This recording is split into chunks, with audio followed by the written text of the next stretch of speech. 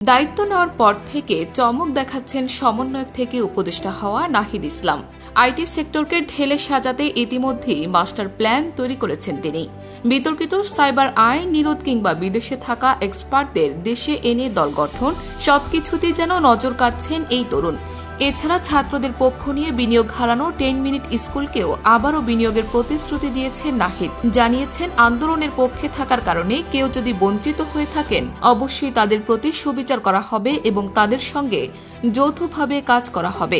এছাড়া সরকারি চাকরিতে কোটা বৈষম্যের প্রতিবাদে আন্দোলনকারী শিক্ষার্থীদের পক্ষ অবলম্বনকারী বিভিন্ন স্টার্টআপের বিনিয়োগ বন্ধ করে দেওয়া হয়েছিল।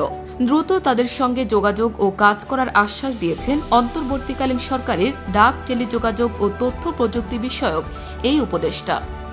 নাহিদ ইসলাম বলেন, আগের বাংলাদেশ এবং পরের বাংলাদেশ ভিন্ন। সাধারণ মানুষের জায়গা থেকে এই পার্থক্য আমরা অনুভব করছি।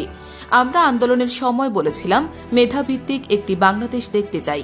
আমরা মনে করেছিলাম সরকারি চাকরিতে মেধা সর্বোচ্চ গুরুত্ব পাওয়া উচিত।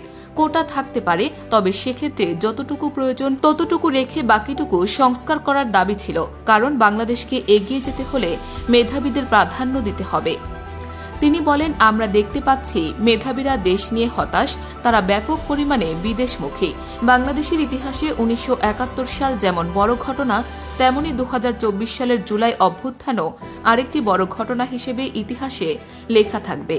কিন্তু পরবর্তী সময়টুকু কাজে লাগাতে না পারলে এই ইতিহাসের যথাযথ মূল্যায়ন আমরা করতে পারব না।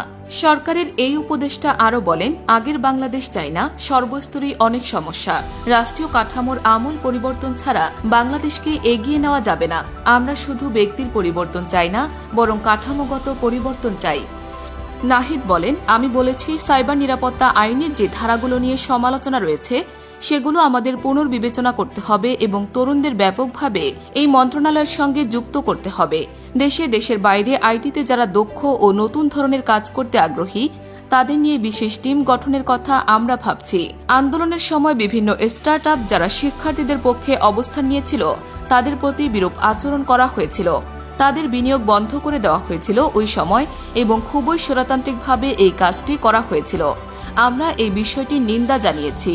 দ্রুত তাদের সঙ্গে যোগাযোগ করা হবে এবং পুনরায় তাদের সঙ্গে কাজ করার যে প্রক্রিয়া ছিল সেটি চালু করা হবে। সার্বিকভাবে কাঠামোগত সংস্কারের কথা আমরা বলছি, সব মন্ত্রণালয় যাতে এটা করা হয়। তরুণদের ব্যাপকভাবে আইটি মন্ত্রণালয়ের সাথে যুক্ত করার কথা জানিয়েছেন ডাক, টেলিযোগাযোগ ও তথ্য প্রযুক্তি উপদেষ্টা।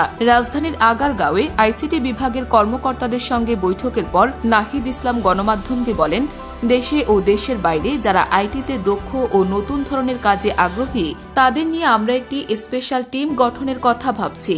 মন্ত্রণালয়ের কর্মকর্তাদের উদ্দেশ্যে তিনি বলেন, এখন যেহেতু দেশ গড়ার একটি সুযোগ এসেছে তাই সবাইকে কাজে লাগানো উচিত। ছাত্র এবং সাধারণ মানুষরা তাদের ভূমিকা পালন করেছে, এখন বাকি কাজটুকু আপনাদের করতে হবে। আমরা জানি না বাংলাদেশের এই স্থিতাবস্থা কতদিন থাকবে, কিন্তু এই সুযোগ কাজে লাগাতে হবে, কারণ এখন বাংলাদেশে অন্তত দলীয়করণ করার সুযোগ নয়। আমরা একটা অভ্যুত্থানের মধ্য দিয়ে এসেছি, তাই এখন সত্যিকার অর্থেই দেশ জাতির জন্য কাজ করার সুযোগ এসেছে।